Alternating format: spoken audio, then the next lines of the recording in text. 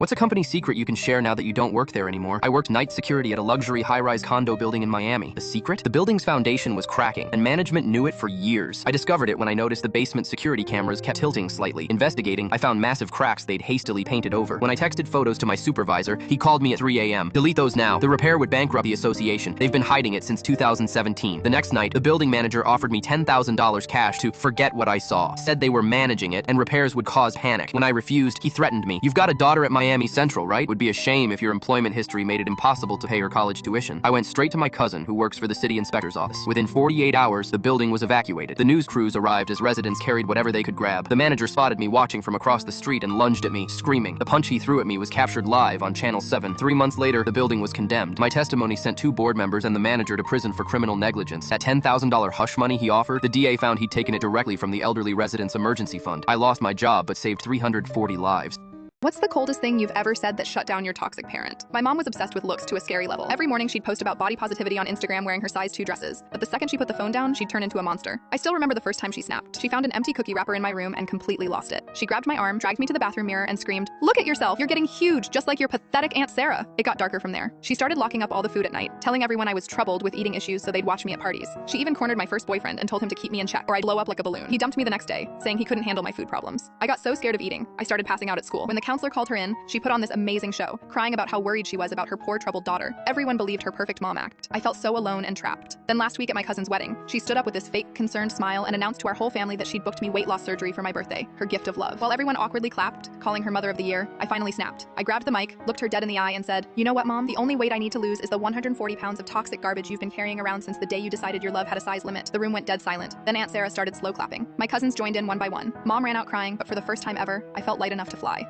She announced, "I'm engaged to someone else. We've been seeing each other for months, while still living in my house." I said, "Congratulations to you both." Then I had her escorted out by police that evening and changed every lock and security code. When her fiancé showed up demanding she be let back in, "I'm Paul. I'm 38. She's Veronica. We'd been together 4 years, living in my house for 2.5. No rent, no bills, just fake job interviews and $18 smoothies." So when she sat across from me, twirling her spaghetti, smiling, and dropped, "I'm engaged." Bradley proposed yesterday. I thought it was a prank, but no, she was dead serious. "I wanted you to be the first to know." "First? Yeah, I figured you'd want to know since I still live here." "Still live here." She actually said, "Obviously things will change, but maybe I can stay another month or 2 until Brad and I find a place." Another month or 2. So I get up, pour myself a scotch, take a sip, and say, "Congratulations. Now go pack your shit." She blinks. "Wait, seriously? You're kicking me out tonight? That's abusive. You just told me you're engaged to another man while living in my house. You've got 2 hours. She starts filming. "This is harassment." I start dialing. 911? "Hi, yeah, my now ex-girlfriend just announced she's engaged while living rent-free in my home. I'd like her escorted out." Cops show up 20 minutes later. I show them the deed. My ID, utilities, mortgage app, all mine. They turn to her. "Ma'am, are you on the lease?" "No, but do you pay rent?" "No, but I've lived here for years." They look at her like she's insane. "Ma'am, he owns the house. You're not a tenant." She calls Bradley. He can't come get her. Dude has 3 roommates and no car. She packs 2 suitcases and 4 trash bags, all while live streaming like I just threw her into the street. "Getting kicked out for falling in love," she tells Instagram. I tell her, "Text me when you want the rest of your stuff. I'll leave it on the driveway. You're going to regret this. Probably not as much as you're going to regret proposing to another man while using my Wi-Fi." Cops wait until she leaves in the car I let her use. I change every lock before midnight. Next day, 67 texts, 30 missed calls, 18 Instagram tags. Bradley DMs me, "Bro, that was cold. She needed more time." I reply, "Bro, you proposed to my girlfriend while she lived with me. You don't get to bro me." Then her mom calls. "What's going on? Why did you throw Veronica out?" I ask, "Did she mention the engagement?" She said, "You were just roommates." "Cool. Did she also tell you the car she took was mine? Because I just reported it stolen." She got pulled over that afternoon, called me from the station. "You're actually evil." "No, I'm just done playing landlord to my cheating ex." "Come get the car. Tell your fiancé to pick you up. He's at work." So's Uber. Buy cost her $73. I didn't respond to her angry Venmo request. Then it got worse. 2 nights later, 9 p.m. Bradley shows up with 3 of his buddies. Starts banging on my door. "Open up. We're getting her stuff." I call 911 again. 4 men attempting to break into my house. One's her fiancé. They try the back. Motion lights go off. My security cameras get everything. One guy tries to pop the sliding door. Cops roll up like they're in GTA. Bradley screaming, "He stole her stuff." I show the cops receipts. "Furniture? Mine. TV? Mine. Bed? Mine." She owns a ring light and 2 curling irons. One dude gets cuffed. The rest get trespass warnings. I look Bradley in the eye. "She lived here for free for 2.5 years while cheating with you. I could sue her for back rent. You sure you want to go legal?" He leaves. Next morning, Veronica posts a notes app essay about surviving narcissistic abuse. Says I controlled her, isolated her, manipulated her. I reply once. She told me she loved me 4 days before announcing her engagement. Also, she used my card for a spa day with her fiancé. Here are the screenshots her friends go silent. Her sister DMs me. She said you 2 were broken up. We didn't know she still lived there. I'll come get the rest of her stuff already packed. Then came the legal threat. Some bargain bin lawyer sends me a cease and desist. Claims I owe her $50,000 for emotional distress and illegal eviction. My lawyer's response? Here's a counterclaim for $48,000 in back rent. And damages her lawyer immediately drops her. She tries to represent herself. Filed a 17-page essay about love-based trauma and eviction violence. Judge tossed it in 5 minutes. But then, the best part. She told Bradley she was pregnant to get the ring. His roommates installed cameras. Caught her on video, laughing that she made it up, and men are so easy. They handed it to the cops. Cops kicked her out again. Now, she's back at her mom's, posting healing-era reels. Working part-time retail. Engaged again to a guy she met online. Bradley moved back home. Deleted his socials. Roommates kicked him out for bringing the circus. And me? I haven't said a word. She tried to plan a wedding from my couch with another man. So I gave her a gift. Eviction. With free delivery. No RSVP required.